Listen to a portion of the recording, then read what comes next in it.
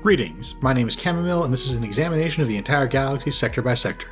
Today, we're talking about the Lantillian Sector and the 12th Cerulean Spear Command. Two things keep coming up in this project. First, the names of these sectors rarely make any sense, and second, most sectors organized by the Republic are the domain of a specific culture, run in accordance with the customs and traditions of that culture. Lantillian Sector is named after Lantilles, which, in fairness, is the largest and most prosperous world of the sector. But Lantillian Sector is the domain of the Nazar species of planet Nazri. They're horse-faced humanoids who don't come up a whole lot in galactic history. When I search for famous historical Nazar, the top result is Oral Tok, a Jedi who fought in the Exar Kun War. That's not nothing, but it's not like he was head of the Jedi Council or anything. He was just, a Jedi.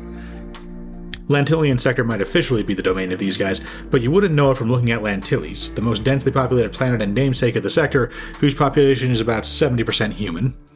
Lantillian Sector was the headquarters of 12th Cerulean Spear in the Clone Wars, but that's not because there's a whole lot going on here, it was just astrographic. When 12th Cerulean Spear was established, it was a military command, an over-sector army tasked with capturing the CIS capital and the Tion cluster, and which was based out of Lantilles because Lantilles is a big enough world to use as a staging ground for the initial attacks, while being far enough away from CIS forces that there was no risk of it being immediately overrun. The Seps had a major material advantage early in the war, and even in the Spinwards front where they were less aggressive, they made some early land grabs to try and build up more of a buffer, and Lantilles was safely out of the reach of that. And just barely out of the reach, too. The CIS launched an attack on the nearby minor world of Braca in the first few weeks of the war. These early weeks were defined by lots of huge and chaotic advances by the CIS deep into Republic territory, which was guarded only by local planetary forces at the time, followed by swift CIS retreat as the clones arrived and the droids pulled back to more defensible positions. At the end of the war, the CIS did make a desperation attack on Braca, a minor world in the Lantillian Sector. This is something that happened in a couple of places. See, there's a lot of hyperroutes in the galaxy, which makes it nearly impossible to stop someone from lunging deep into your territory. The reason why galactic armies maintain fairly coherent battle lines in space is not for the reason they do on land, where a sufficiently large army can fortify the entire span of land and physically block an approach. Rather, it's because you will generally get the worst of the fighting if your resupply and reinforcement are 3 days away, while your enemy's is 3 hours away. You have to guess how much fuel and ammo and of what types you'll need many days in the future, while your enemy does not.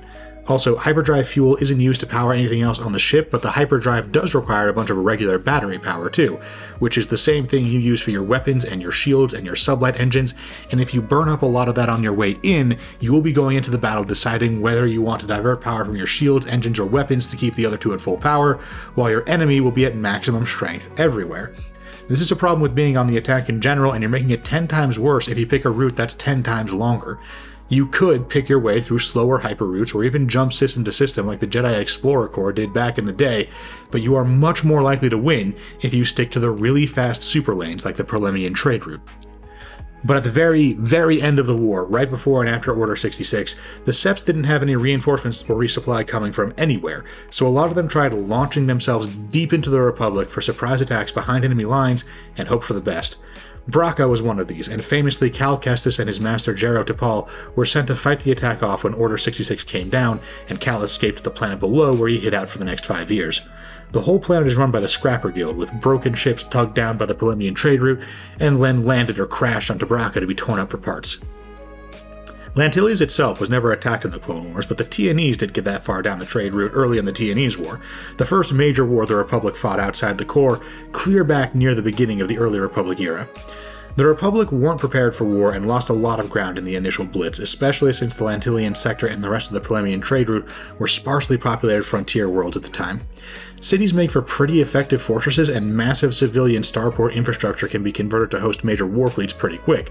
In the Clone Wars, the Republic had both in Lantilles, which is why separatist attacks were limited to nibbling at minor worlds like Braca, and even then only under unusual circumstances. In the TNEs War, the Republic didn't have those things, and the TNEs captured Lantillian itself and came knocking on the Republic's door in the Inner Rim. Once the Republic's core world's industry turned towards war, though, the TNEs lost their advantage pretty quick.